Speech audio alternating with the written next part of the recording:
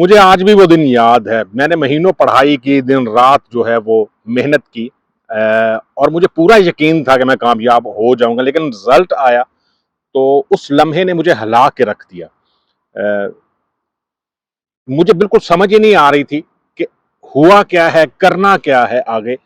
लेकिन अगर आप ये स्टोरी जो है वो इस एपिसोड से शुरू कर रहे हैं, तो मैं आपको बताऊँ कि पहले एपिसोड में या दूसरे एपिसोड में मैंने बताया था कि 38 रिजेक्शंस के बाद ये मुझे ऑसबिल्डिंग मिली और आज मैं आपको इस स्टोरी का सबसे मुश्किल तरीन मरहला जो है वो उसके बारे में बताऊंगा। सबसे पहले मैं आपको बताऊंगा कि मेरी रूटीन जो है वो एक्चुअली क्या थी। सुबह जो है वो ड्यूटी पे जाना, यहाँ पे जो है वो 5 दिन जो है वो काम होता है और सैटरडे संडे मोस्टली जो ऑसबिल्डिंग करने वाले होते हैं उनके लिए फ्री होता है। तो होता ये था कि सुबह जो है वो ड्यूटी पे जाना और छुट्टी करके जब वापस आता था तो मैं घर पे नहीं आता था। मैं डायरेक्ट जो है, जो हंस मेरा दोस्त है, मैं उसके घर जाता था। वहाँ पे जो है वो 1 घंटा वहाँ पे उसके साथ जो है वो तैयारी करनी, क्या मैंने स्कूल में जो है वो पढ़ा है और उसके बाद कंपनी में क्या क्या काम किए हैं, इनके बारे में हम डिस्कस करते थे और ये मेरी डेली की रूटीन थी। जब भी जो है वो छुट्टी होती मैं वहाँ पे जाता। उसके बाद जो है वो 1 घंटा वहाँ पे रुकने के बाद, वहाँ पे चाय पीने के बाद, एक्चुअली हंस जो है वो उसको चाय पसंद थी तो चाय जो है वो पीता था मैं वहाँ पे। और उसके बाद जो है मैं घर आता था। घर आके जो वीकेंड था उसमें भी मैं कोशिश करता था कि ज़रूर जो है पढ़ूँ, जो भी ऑफ कार्बन या चीज़ें मुझे स्कूल में मिली हैं या इसके अलावा जो चीज़ें मैं कंपनी में जो है वो कर रहा हूँ, कंपैरिजन करूँ कौन कौन सी चीज़ें जो है वो मेरे लिए इन फ्यूचर जो है वो काम आ सकती हैं। कंपनी में काम करते हुए चूँकि ऑलरेडी जो है वो मुझे एक्सपीरियंस था डिफरेंट कंट्रीज़ का, डिफरेंट जॉब्स का। एक्सेल जो है वो मेरे लिए ऐसा सच कोई प्रॉब्लम नहीं थी, कंप्यूटर या इस तरह की चीज़ें। जो मेन प्रॉब्लम थी वो लैंग्वेज थी, क्योंकि जब आप कोर्स कर भी लेते हैं उसके बाद भी आपको लैंग्वेज समझने में, लिखने में, ईमेल लिखने में बड़ी ही ज़्यादा जो है वो प्रॉब्लम होती थी।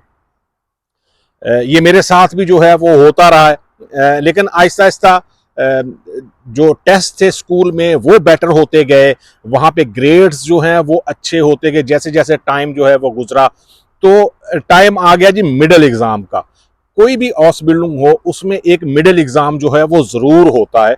आप मिडिल एग्ज़ाम एक्चुअली में जो है वो आपके खुद के लिए होता है जी, कि आप खुद को जो है वो देख सकें कि अगर फाइनल एग्ज़ाम है तो कौन कौन सी गलती जो है वो आप मिडिल एग्ज़ाम में करेंगे और उसको इम्प्रूव करना है आपको अगले साल, 1.5 साल में, ताकि आप फाइनल एग्ज़ाम के लिए जो है वो रेडी हो सकें। ये सिस्टम है यहाँ का। तो मिडिल एग्ज़ाम जो है वो उसमें पार्टिसिपेट करना एक्चुअली ज़रूरी होता है। तो वहाँ पे जो है वो मैंने देखा कि एक्चुअली जर्मन एग्ज़ाम जो हैं वो होते कैसे हैं, ऑसबिल्डिंग का एग्ज़ाम कैसे होता है। ऑसबिल्डिंग में आपको पता है कि एक रिटन एग्ज़ाम होगा और एक प्रैक्टिकल जो है वो एग्ज़ाम होगा। सबसे पहले जो है वो रिटन एग्ज़ाम की डेट आती है और रिटन एग्ज़ाम देने के बाद 6 वीक में जो है वो आपका प्रैक्टिकल का एग्ज़ाम होता है। तो ये सारी चीज़ें जो हैं वो नॉर्मली ऐसे ही चलती रही। मैं रूटीन में जो है वो हंस के पास भी जाता रहा। फिर जो मोनार्ट्स ब्रिस्ट होती हैं, रिपोर्ट्स लिखनी होती हैं कि कंपनी में क्या क्या काम किया आपने, वो सारी चीज़ें भी जो है वो रूटीन में चलती रही। कोई भी जो है वो ब्रिस्ट या रिपोर्ट जो है वो मेरी मिसिंग नहीं थी। फाइनल एग्ज़ाम तक पहुँचते पहुँचते जो है वो बहुत सारी चीज़ें। और इसके साथ में आपको बताऊं कि स्कूल में जब हमारा सेक्शन जो है वो स्टार्ट हुआ तो उस वक्त जो है वो 27 या 29 जो है वो स्टूडेंट्स थे। लेकिन जब लास्ट पे 3rd ईयर में हम पहुंचे तो उस वक्त तक बहुत सारे लोग जो हैं वो ऑस बिल्डिंग छोड़ चुके थे और सिर्फ ओनली 15 स्टूडेंट्स जो हैं वो हमारे सेक्शन में बचे थे। मैं सिर्फ ये अपने सेक्शन की बात कर रहा हूँ। उस वक्त लॉजिस्टिक में जो है वो 4 सेक्शन जो है वो उन्होंने बनाए थे, लेकिन 15 जो स्टूडेंट्स थे वो फाइनल एग्ज़ाम तक जब भी डेट आई तो तब तक वहाँ पे पहुँचे।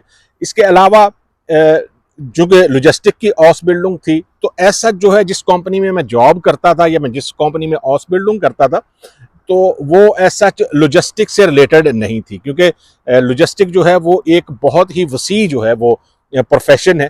कंपनी जो है वो केटरिंग थी, और उसमें जो है वो एक लॉजिस्टिक का डिपार्टमेंट था। तो वहाँ पे वो सारी चीज़ें जो मैं स्कूल में पढ़ता था वकूफ़ शूले में, तो वो एज सच वहाँ पे नहीं होती थी। बहुत कम चीज़ें जो हैं वो मिलती थी। इसके अलावा मैं आपको बताऊँ कि होता ये है कि आपसे पहले भी लोग जो हैं ऑसबिल्डिंग कंप्लीट कर चुके होते हैं, वो कंपनी में जॉब कर रहे होते हैं। मेरे साथ भी ये था कि 3 जर्मन्स थे जो ऑलरेडी ऑसबिल्डिंग कंप्लीट कर चुके थे। मैं अगर मुझे कोई प्रॉब्लम होती थी या मैं उनसे पूछता था कि आप लोग मुझे गाइड करो कि मैं ये ऑसबिल्डिंग जो है वो कर रहा हूँ, तो इसमें कौन कौन सी चीज़ें जो हैं वो फाइनल एग्ज़ाम में आएंगी, कौन कौन सी चीज़ें जो हैं वो मेरे लिए बेटर हैं, लेकिन किसी बंदे ने जो है वो कोई नहीं बताया। यहाँ पे शायद सिस्टम इस तरह का है कि आपको कोई भी जो है वो हेल्प नहीं कर, स्पेशली जर्मन्स जो है वो आपको कोई हेल्प नहीं करेंगे। वो कहेंगे जी हमने भी कर लिया था, आप भी जो है वो देखें, कोशिश करें, मुश्किल नहीं है, ये पास हो जाएगी, इतना डरने की जरूरत नहीं। इस तरह की बातें करके जो है वो टाल देते थे। कोई समझ जो है वो नहीं आती थी कि यार कोई बंदा जो है वो हेल्प कर सके कि कंपनी में ऑलरेडी वो लोग जो हैं वो ऑसबिल्डिंग कंप्लीट कर चुके थे, लेकिन फिर भी जो है वो उन्होंने कोई हेल्प जो है वो एज सच इस सिनेरियो में नहीं की कि थोड़ा सा जो है वो गाइड कर सकें कि जी कौन कौन सी चीज़ें आएंगी अब्सलूट प्रूफिंग में, या किस तरह जो है वो आप अपनी प्रिपरेशन को बेटर कर सकते हैं। अब्सलूट प्रूफिंग या फाइनल एग्ज़ाम आते आते मुझे ये समझ आ गई कि यहाँ पे जो ईहा का है वो आपको पिछले 10 साल के जो एग्ज़ाम होते हैं उनके पेपर्स जो हैं वो आप उनसे ख़रीद सकते हैं। आप ऑनलाइन भी ख़रीद सकते हैं, डायरेक्ट ईहा का से भी ख़रीद सकते हैं। तो वो मैंने जो है वो 10 साल, पिछले 10 साल के जो भी एग्ज़ाम हुए थे, वो विंटर एग्ज़ाम था या समर एग्ज़ाम था, तो दोनों जो है वो मैंने लिए। काफ़ी एक्सपेंसिव थे उस वक्त मेरे लिए जो है वो चीज़ें इस तरह मैनेज करना या लेना जो है वो इतना ईजी नहीं था। आप समझ सकते हैं कि एक हाउस बिल्डिंग करते हुए सैलरी इतनी नहीं है और आपके पास पैसे नहीं हैं। फिर जिस तरह मेरी रूटीन थी, मैं ड्यूटी के बाद जो है वो मिनी जॉब नहीं करता था। एक मिनी जॉब मेरे पास थी, लेकिन उसका भी जो है मैं आपको आगे चल के बताता हूँ कि वो एक्चुअली थी क्या। तो इस तरह करके मेरे लिए जो है वो इतना इजी नहीं था कि इतने पैसे में जो है वो मैं ये एग्ज़ाम पेपर जो है वो ले सकूं, लेकिन फिर भी जो है वो किसी तरह मैनेज करके छोटी मोटी जॉब्स करके, जैसे मैंने पहली वीडियो में बताया था कि गार्डन के काम हो गए या शिफ्टिंग के काम हो गए, तो इनमें होता ये है कि पैसे आपको अच्छे मिल जाते, थोड़ी देर का काम होता है, आपको पैसे जो है वो अच्छे मिल जाते। इसके अलावा जो कंपनी में बहुत सारे लोग थे, एक जो हाउस मास्टर उसको कहते हैं, जो कंपनी में किसी ऑफिस का डोर ख़राब हो गया है, किसी का लॉक ख़राब हो गया है या और कोई चीज़ें हैं, तो उनको जो मैनेज करने वाले होते हैं वो हाउस मास्टर उसको कहते हैं। तो हाउस मास्टर ने जो है वो बहुत ज़्यादा हेल्प की मेरी। पोलिश है वो, अभी भी है वो।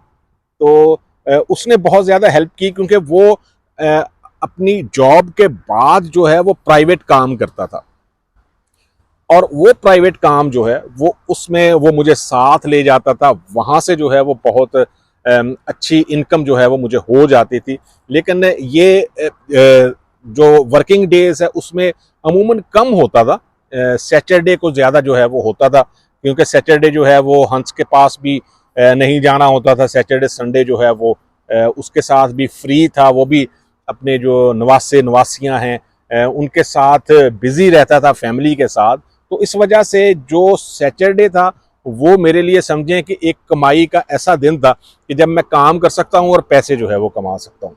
तो इस तरह जो है वो रूटीन चलती गई। इसके बाद फाइनल एग्ज़ाम तक पहुँचने से पहले जो मिनी जॉब मैंने बात की, मैं जिस बिल्डिंग में रहता हूँ वो 6 स्टोरी है। तो वहाँ पे मैं अमूमन जो है वो बाहर एक ऐसी बूढ़ी औरत को मिलता था जो गोलाटोर या जो स्टिक होती है उससे जो है वो आती जाती थी, और उसको सीढ़ियाँ चढ़ने में जो है वो प्रॉब्लम होती थी। तो जब भी मैं उसको देखता था तो मैं उसकी हेल्प करने की जो है वो कोशिश करता था। मैं उसको ऊपर लेके आना, फिर उसको लिफ्ट में जो है वो चढ़ाना, फिर ऊपर जो है वो उसके फ्लैट तक जो है वो छोड़ के आना। 5th स्टोरी में जो है वो रहती। तो इस तरह मेरी मुलाकात हुई डॉक्टर रेगन से। डॉक्टर रेगन का मेरी लाइफ में बहुत कंट्रीब्यूशन है यहाँ पे सेटल होने में। एक तो इसी तरह जो है वो बात होती गई। उस वक्त जो है वो जब मेरी उससे मुलाकात हुई तो उस वक्त उसकी एज जो है वो 90 ईयर थी। और ये नेक्स्ट स्टोरी में जो है वो ये पार्ट में ज़रूर शामिल करूँगा ताकि फोकस जो है वो हमारा फाइनल एग्ज़ाम तक रहे।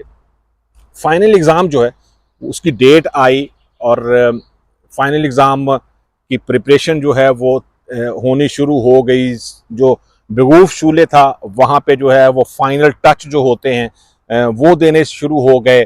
टीचर्स जो है वो अपनी सारी चीज़ें बताने शुरू हो गई। इसके अलावा एक एग्ज़ाम की तैयारी के लिए यहाँ पे डुसलडॉर्फ में तो है कि आपको 2 दिन के लिए किसी दूसरे सिटी में जो है वो लेके जाते हैं सारे स्टूडेंट्स को, और वहाँ पे 2 दिन जो है वो आपने पढ़ना है। अमूमन कोशिश करते हैं टीचर्स कि जो फाइनल एग्ज़ाम में चीज़ें आनी हैं एग्जैक्ट तो वो चीज़ें नहीं आती, लेकिन बहुत सारी ऐसी चीज़ें होती हैं कि जो आपके लिए फाइनल एग्ज़ाम में हेल्पफुल हो सकती हैं। तो हमें लेके गए हाल्टन अमजी। हाल्टन अमजी जो है वो इस वजह से फेमस है कि यहाँ पे एक प्लेन का एक्सीडेंट हुआ था। उसमें पायलट ने जो है वो डायरेक्ट प्लेन जो है वो पहाड़ों से टकरा दिया। वो पायलट जो है वो अनफॉर्चुनेटली डुसलडॉर्फ से था, और जो बच्चे थे उसमें वो एक स्कूल ट्रिप था जो फ्रांस गया टुलूज में, और वहाँ से वो वापस आ रहे थे बच्चे प्लेन में। तो पायलट जो है वो उसको कोई प्रॉब्लम थी, वो मेंटली जो है वो फिट नहीं था। तो ये स्टोरी जो है वो आप देख भी सकते हैं यूट्यूब पे, आपको जो है वो मिल जाएगी। जो मेन पायलट था वो वॉशरूम के लिए बाहर गया, और उस वक्त जो है वो कॉकपिट को लॉक करने के लिए होता था। तो जो को पायलट था उसने कॉकपिट लॉक कर लिया और जहाज को जो है वो पहाड़ों के साथ टकरा दिया। बहुत अफसोसनाक हादसा था, और उसमें मोस्टली जो बच्चे थे वो हाल्टन अमजी के थे। तो यहाँ पे उसके बाद जो है वो ये एक ट्रेडिशन बन गई है कि जो भी इस तरह के जो ट्रिप्स होते हैं स्कूल के या प्रिपरेशन के, तो वो मोस्टली हाल्टन जी में जो है वो जाते हैं। ये सिटी का नाम है। तो हम भी हाल्टन जी गए, वहाँ पे 2 दिन जो है वो रहे, वहाँ पे प्रिपरेशन की जो भी चीज़ें थी कोशिश करते रहे कि जी ज़्यादा से ज़्यादा जो है वो सीखें ताकि जो फाइनल एग्ज़ाम में जो है वो हेल्पफुल रहे। वहां से आए उसके बाद जो है वो स्कूल फ्री हो गया और डेट आ गई फाइनल एग्जाम की।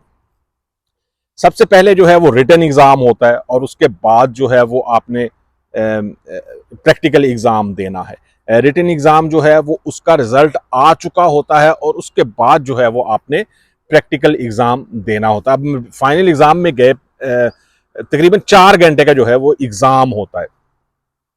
तो जो पहला हमारा पेपर था वो एक्चुअली जो मेन हमारा सब्जेक्ट होता है लॉजिस्टिक का वो था। अब मैंने ये किया जी कि पेपर स्टार्ट किया। सबसे पहले जो चीज़ें मुझे आती थी, जो क्वेश्चंस आते थे, वो मैं करना शुरू हो गया ताकि मुझे ये श्योर हो कि ये जो है वो क्वेश्चन रह ना जाए। अब हुआ ये कि ये क्वेश्चन करते करते टाइम का बिल्कुल भी आइडिया नहीं हुआ, और जब मैंने मेरे सामने बिल्कुल जो है वो क्लॉक लगा हुआ था तो मैंने देखा तो ओनली 15 मिनट्स जो हैं वो रहते थे। और अब मेरे पास जो सबसे मुश्किल क्वेश्चन थे वो थे, एकदम से जो है वो ऐसे लगा जैसे नर्वस ब्रेकडाउन हो गया। और मैंने जो एग्जामिनर था उससे कहा जी कि मैं वॉशरूम जाना चाहता हूँ। तो उसने कहा कि ठीक है चले जाओ। अब मैं वहाँ पे गया, फिर मैंने मुंह धोया, छींटे मारे, और फिर मैं वापस आया, और फिर मैंने जल्दी जल्दी जो है वो सारे क्वेश्चन जो है वो कंप्लीट करने की कोशिश की। और ये शुक्र हुआ कि लास्ट तक जो है वो सारे क्वेश्चन हो चुके थे। अब ये 4 घंटे का एग्जाम जो है वो हो गया। इसके बाद जो है वेट करना था रिजल्ट का। 4 वीक्स के बाद जो है वो रिजल्ट आता है, और जो प्रैक्टिकल एग्जाम होता है वो 6 वीक में जो है वो होता है। अब रिटन एग्जाम का जो है वो रिजल्ट आया, और अल्लाह का शुक्र कि मैं रिटन एग्जाम जो है वो पास कर गया। अब था प्रैक्टिकल एग्जाम। प्रैक्टिकल एग्जाम अमूमन जो है वो इजी कंसीडर होता है ना, कि आप अगर रिटन में पास कर गए हो ना तो प्रैक्टिकल एग्जाम जो है वो इतना मुश्किल नहीं होता, आप इजीली जो है वो पास कर सकते हैं। प्रैक्टिकल एग्जाम आया, उसमें जो है वो जो भी चीज़ें थी, सारे क्वेश्चंस थे, या जो होता ये है कि आपको एक पेपर मिलता है और वो पेपर जो है वो 60 मिनट का या 90 मिनट्स का है, तो उसके बाद आपको 15 मिनट के लिए जो है वो एक ब्रेक मिलती है, और ब्रेक में आप बाहर जाके कुछ खा पी सकते हैं, पानी पी सकते हैं, और फिर आके दोबारा जो है वो सीट्स पे बैठते हैं, और उसके बाद जो है वो एग्ज़ाम जो है वो दोबारा स्टार्ट होता है। प्रैक्टिकल एग्ज़ाम में आपको कंप्यूटर पे भी जो है वो एक, मैं लॉजिस्टिक की बात कर रहा हूँ, तो उसमें आपको इस तरह के क्वेश्चन होते हैं कि आपने किलोमीटर, टाइम, ड्राइवर के ड्यूटी आवर्स, या इस तरह की चीज़ें जो हैं वो आपने कंप्यूटर पे करनी है। और इसके लास्ट में जो है वो एक वर्बल एग्ज़ाम होता है कि आप को वर्बली जो है वो 2 या 3 एग्जामर के सामने बैठ के अमूमन जो है वो 3 क्वेश्चन होते हैं जिनका आंसर करना होता है। वो आंसर जो है वो, अगर आपका बाकी का प्रैक्टिकल एग्जाम जो है वो अच्छा नहीं हुआ, उसमें ग्रेड्स जो हैं वो शायद आप पास भी ना कर सकें। 6 ग्रेड नहीं आने चाहिए, अगर 5 ग्रेड है तो वो भी चलता है, अगर वो पास नहीं करते। लेकिन वर्बल एग्जाम जो है वो आपका अच्छा होता है, तो आप प्रैक्टिकल एग्जाम जो है वो पास कर सकते हैं। प्रैक्टिकल एग्जाम दिया और उसके बाद ऐसे ही जो है वो एक दिन गुजरा, और दूसरे दिन के बाद जो है वो रिजल्ट था, और जब रिजल्ट आया तो उसने मुझे हिला के रख दिया। यकीन करें, मुझे मुझे कुछ समझ ही नहीं आई कि होगा कैसे। प्रैक्टिकल एग्जाम जो है उसमें मैं फेल हो चुका था। इतना ज्यादा जो है वो अफसोस हुआ मुझे, इतनी मेहनत की, सब कुछ किया, मुझे लगा शायद जो है वो ये जर्मनी का जो सफ़र है वो ख़त्म हो गया। मुझे कुछ भी आइडिया नहीं था कि आगे क्या होगा। लेकिन 6 मंथ के बाद जो है मैंने दोबारा एग्ज़ाम दिया। किस तरह जो है मैं अपने पाँव पे दोबारा खड़ा हुआ, किस तरह मैंने मेहनत की, और किस तरह जो है वो मैंने ऑसबिल्डिंग पास की, ये मैं आपको नेक्स्ट वीडियो में बताऊंगा। और डॉक्टर रेगन की एक बहुत अच्छी स्टोरी है, वो भी आपको नेक्स्ट वीडियो में बताऊंगा। लेकिन वीडियोस को लाइक शेयर करते रहें, सब्सक्राइब भी करें। मिलेंगे दूसरी वीडियो में। अल्लाह हाफिज़।